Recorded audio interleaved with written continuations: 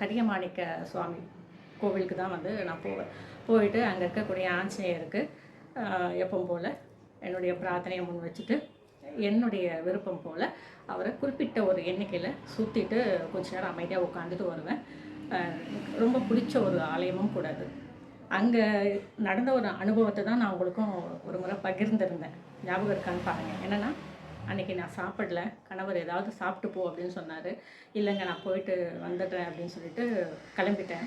கிளம்பிட்டு ஒரு குறிப்பிட்ட நேரம் அங்கே பூஜையெல்லாம் முடிச்சுட்டு பார்த்தா எனக்கு தலை சுற்றி போச்சு. ஒன்றுமே முடியல.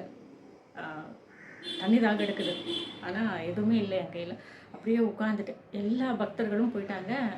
அப்படியே என்னால் எழுந்துக்க முடியாமல் உட்காந்துருக்கேன். அந்த நேரம் பார்த்து யாருமே இல்லை.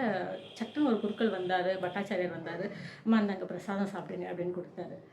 அந்த நேரத்துக்கு அது கடவுளே எனக்கு கொடுத்தாரு அப்படின்னு தான் இன்னைக்கு வரைக்கும் உணர்றேன் நான்.